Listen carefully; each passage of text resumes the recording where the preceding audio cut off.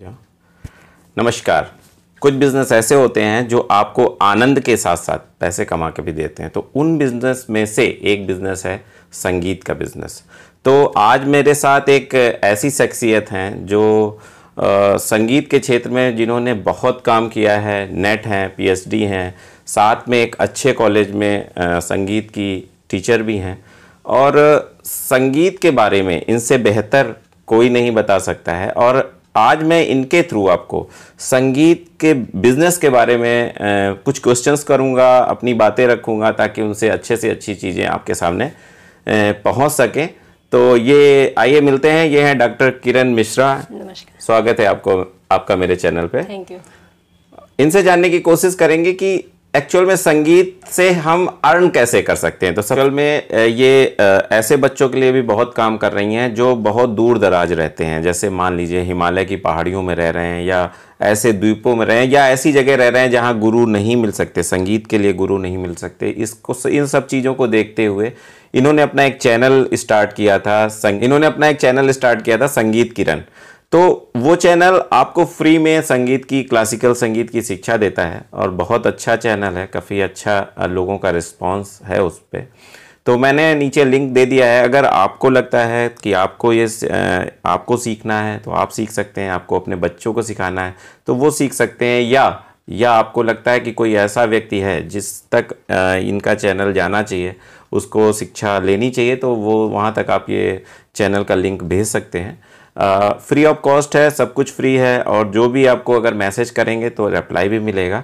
तो संगीत के बारे में इनसे बेहतर नॉलेज मैं नहीं समझता कि कहीं से और मिल सकता है। सबसे पहले हम एक क्वेश्चन करेंगे कि अगर मैम, अगर कोई ऐसा खोलना चाहे, क्या बोलते हैं कि एक एकेडमी खोलना चाहे, इससे अर्न करना चाहे, तो क्या करना चाहिए उसको?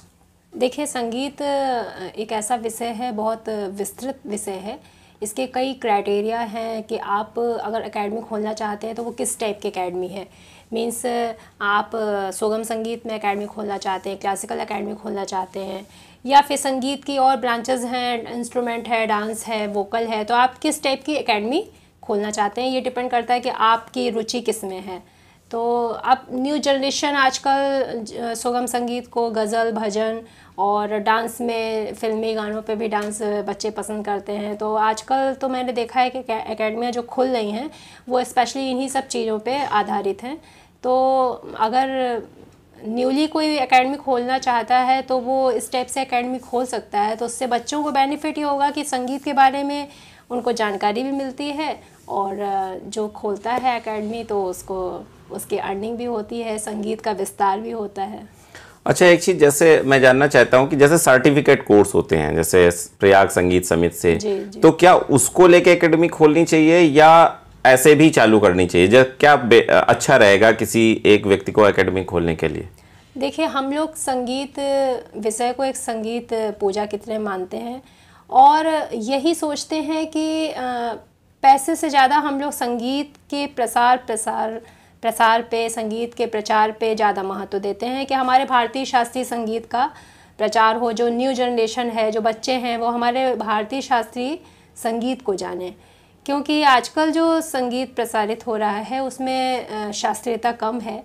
तो हमारे जो न्यू जनरेशन है वो बिल्कुल अनभिज्ञ है शास्त्रीय संगीत से, और ये तभी संभव है जब हम कुछ बच्चों को लालच दें, कुछ उनको एक लाभ नज़र आए कि हम शास्त्रीय संगीत से सीखेंगे तो हमें क्या बेनिफिट होगा। तो इसके लिए बहुत सारी समितियां बनी हैं। प्रयाग संगीत समिति इलाहाबाद है, गांधर्व मंडल बॉम्बे मंडल है, जो कि फॉर्म्स भराते हैं, जिनके डिप्लोमास होते हैं, और वो डिप्लोमा बच्चों को मिलते हैं, तो उनका बेनिफिट भी आगे उनकी जॉब वगैरह में होता है।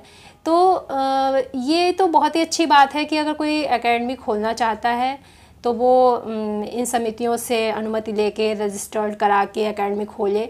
इससे उसका तो मतलब मनोबल होगा ही ऊंचा, उसका मनोबल अच्छा बढ़ेगा कि भाई हम भारतीय शास्त्रीय संगीत का प्रचार कर रहे हैं, और साथ ही जो न्यू जनरेशन है वो भारतीय शास्त्रीय संगीत को जानेगी। अच्छा, एकेडमी में क्या हम ऐसा भी कर सकते हैं कि हम उनको छोटी सी कोचिंग दें और वो गवर्नमेंट टीचर बन सके संगीत की? जैसे आप गवर्नमेंट टीचर हैं, तो क्या वो गवर्नमेंट टीचर बन सकते हैं अगर एकेडमी के साथ ऐसा कुछ चलाएं अभियान? देखिए, संगीत एक साधना है। आप चाहे उसमें डिप्लोमा करिए या डिग्री करिए, जब तक आप उसमें डूब के उसमें जो उसका रियल है, उसका जो सैद्धांतिक पक्ष है, उसका क्रियात्मक पक्ष है, जब तक आप उसमें डूबेंगे नहीं, उसको अपनाएंगे नहीं, उसको सीखेंगे नहीं, तब तक एक जॉब के लिए मुझे नहीं लगता कि बस ओरल सीख के आप थोड़ा सा ऊपर ऊपर सीख के आप जॉब हासिल कर सकते हैं। ये है कि मतलब जो आप करिए वो अच्छे से करिए, मन से करिए, लगन से करिए, और आगे आपको उसमें कोई कठिनाई महसूस नहीं होगी। जब आप उस स्तर पे पहुँचे तो आपको ये नहीं लगे कि हमने काश ऐसा किया होता, ये रियाज़ किया होता या सीख लिया होता तो आज मुझे ये कठिनाई नहीं आती। तो मेरा मानना ये है कि संगीत अगर आप लेते हैं विषय, तो आप चाहे डिप्लोमा करिए या डिग्री करिए, विषय कोई भी होता है उसमें डूबना पड़ता है, उसमें सीखना पड़ता है और उसकी गहराइयों को समझना पड़ता है। तो मेरा संगीत विषय में भी ये है कि आप डिप्लोमा लीजिए, डिग्री लीजिए। अगर आपका एम है कि हमें जॉब लेनी है, सरकारी नौकरी में जाना है, तो उसको सीखिए, अपनी कला, अपने अंदर कला को अपनाइए और रियाज करिए। उसके सैद्धांतिक और क्या है कि आजकल क्रियात्मक पक्ष पे ज़्यादा जोर देते हैं, तो मेरा मानना ये है कि सैद्धांतिक पक्ष पे भी बच्चों को ध्यान देना चाहिए और उनकी सभी गहराइयों को अपनाना चाहिए। मेरा क्वेश्चन ये है अगला कि वो एकेडमी खोल रहा है कोई, तो उसको कैसे स्टार्ट करनी चाहिए एकेडमी? अगर क्या वो संगीत से शिक्षित हो वही स्टार्ट कर सकता है या अदर पर्सन भी उसको कर सकता है? मान लीजिए हमारा कोई श्रोता या हमारे कोई सब्सक्राइबर संगीत की एकेडमी खोलना चाहते हैं और वो संगीत से अनभिज्ञ हैं या वो संगीत के बारे में नहीं जानते इतना सैद्धांतिक पक्ष, गाना वगैरह तो सभी जानते हैं, लेकिन वो जो संगीत की जो शिक्षा है उसके से अनभिज्ञ हैं, लेकिन वो चाहते हैं कि वो संगीत एकेडमी खेलें, तो वो कैसे कर सकते हैं? देखिए, इसमें विशेष बात यह है कि अगर आप संगीत को as a business, as a उससे अर्निंग करना चाहते हैं, तो एक तो ये नियम सभी पे लागू होता है कि कोई भी बिज़नेस आप करिए, आप अगर उसमें स्वयं पारंगत हैं तो वो बिज़नेस ज़्यादा से ज़्यादा चलेगा, उसमें आपको कभी धोखा नहीं मिलेगा या कभी मिसयूज़ नहीं होगा उस बिज़नेस का। लेकिन अगर आप अनभिज्ञ हैं और आपके अंदर बहुत इच्छा है, तो आप ऐसा कर सकते हैं कि आप जिस एरिया में खोलना चाहते हैं एकेडमी, पहले उस एरिया को आप समझिए कि वहाँ पे कैसी जनरेशन है। अब जैसे कि ज़्यादातर आजकल बच्चे कॉन्वेंट एजुकेशन ले रहे हैं, इंग्लिश मीडियम स्कूल में पढ़ रहे हैं, तो उनके पास इतना समय नहीं है कि वो शास्त्रीय संगीत सीखेंगे। तो अब वो तो ये चाहते हैं कि समर वेकेशन हुई, विंटर वेकेशन हुई, मैं थोड़ा सा हारमोनियम सीख लूँ, थोड़ा सा कैसियो सीख लूँ, थोड़ा सा मैं डांस सीख लूँ। तो अब डिपेंड करता है कि अगर आप बिज़नेस करना चाहते हैं संगीत में, तो डिपेंड ये करता है कि आप किस एरिया में खोलना चाहते हैं, उस एरिया को आप समझिए। अगर आपका एरिया इस टाइप का आपको लग रहा है, आपके पास स्टूडेंट ऐसे आ रहे हैं जो शास्त्रीय संगीत में रुचि रखते हैं, तो आप वो भी कर सकते हैं कि शास्त्रीय संगीत भी सिखा सकते हैं, या फिर आप दोनों भी कंबाइन कर सकते हैं कि आप अल्टरनेट डेज में कि कुछ अल्टरनेट डेज में वेस्टर्न चल रहा है म्यूज़िक, कुछ अल्टरनेट डेज में शास्त्रीय संगीत चल रहा है। जैसे एक चीज़ होता है, मान लिया कोई पारंगत है, मान लिया हारमोनियम में पारंगत है या तबले में पारंगत है या सितार में पारंगत है, तो अब जब ये एकेडमी होगी तो हर फील्ड का स्टूडेंट आएगा और डांस का भी आएगा, कथक का भी आएगा, तो उसको कैसे मैनेज करते हैं? अब उसको मैनेज करने के लिए आपके पास यही ऑप्शन बचता है कि अगर आप विस्तृत रूप में एकेडमी खोलना चाहते हैं, तो एक ऑप्शन ये है आपके पास कि आपको जिस क्षेत्र में टैलेंटेड लोग हैं, पारंगत लोग हैं, आप उनको अपने एकेडमी में रखिए एज ए सैलरी पे, और ऐसे क्या है उनको रोज़गार भी मिलेगा और संगीत का भी प्रचार प्रसार होगा। और संगीत में रोज़गार कम मिलते हैं, जैसे ऐसे बच्चों को जो थोड़ा सा सीख लेते हैं तो उनको भी रोज़गार मिलेगा, वो और बच्चों को, हमारी युवा पीढ़ी को सिखाएंगे। तो ये है कि अगर आप फुल्ली एकेडमी खोलना चाहते हैं तो एक अकेले दम पे तो इतनी बड़ी एकेडमी नहीं चल सकती, उसके लिए आपको स्पेशली एक्सपर्ट्स रखने पड़ेंगे अपने एकेडमी में। नहीं तो पहले शुरुआत में मान लीजिए 15-20 बच्चे आए, तो क्या उनको सैलरी बेस पे रखना चाहिए या मतलब उनको स्टूडेंट्स के हिसाब से रखना चाहिए कि जितने स्टूडेंट आएंगे उनके फीस का इतने % दे दिया जाएगा? अब ये तो आपके ऊपर डिपेंड करता है कि अब आपका क्या है क्राइटेरिया कि आप सैलरी बेस पे रख देते हैं कि चलो कोई बात नहीं, स्टूडेंट जितने भी आएँ, वो भी आ रहा है, इतना टाइम दे रहा है, इतना सिखा रहा है, वो भी एक शिक्षित है, उस क्षेत्र में पारंगत है। तो अब वो आपके ऊपर डिपेंड करता है कि आप किस तरीके से अपने यहाँ रखना चाहते हैं। अच्छा, ठीक है, सारी बातें ठीक है। अब ये बताइए कि इसमें पैसे कितने तक हो सकते हैं, कितना आदमी कमा सकता है, क्योंकि सबसे इम्पोर्टेंट चीज़ है कमाई। तो वो कैसे कितना कमा सकता है? ये तो बहुत टफ है क्वेश्चन। फिर भी इसका जवाब मैं यही दूंगी कि आप कहीं पे भी अर्निंग करते हैं तो जितनी आपकी मेहनत होगी उतना आप अर्न कर पाएंगे। मीन्स आप उसमें डूब के आपने बिल्कुल अपना बिल्कुल डिवोशन दे दिया कि हम एकेडमी चलाएंगे, मेरी एकेडमी बहुत अच्छे चले।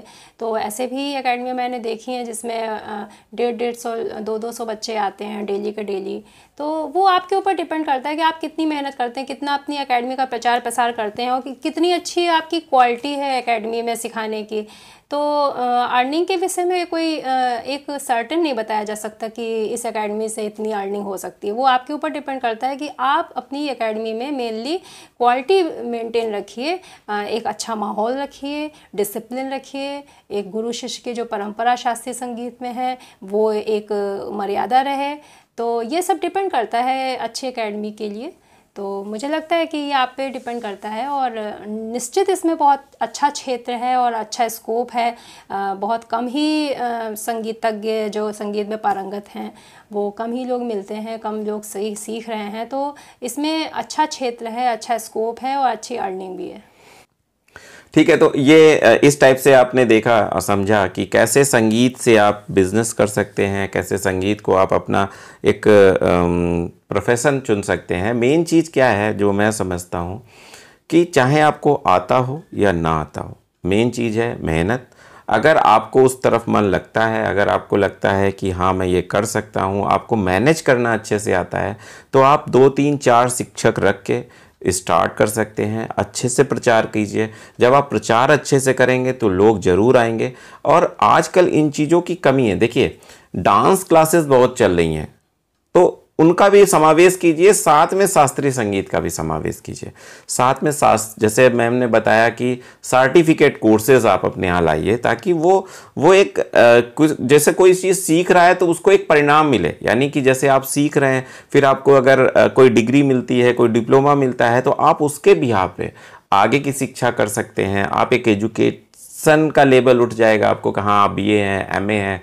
साथ में आपका जो इम्पॉर्टेंट चीज़ ये है कि हाँ आप संगीत में इस लेवल पे पास किया हुआ है, आपने पास किया हो, फिर सरकारी नौकरियों में भी आप अप्लाई कर सकते हैं। तो मेरा सोचना है कि आप अपने एकेडमी के साथ साथ ये जो सर्टिफिकेट कोर्सेज हैं ये भी मुझे लगता है कि रखना चाहिए। तो इससे क्या है कि जो आपका स्टूडेंट है उसको एक लक्ष्य मिल जाएगा कि इस लक्ष्य तक मुझे पहुंचना है, मुझे BA करना है, MA करना है या कुछ करना है।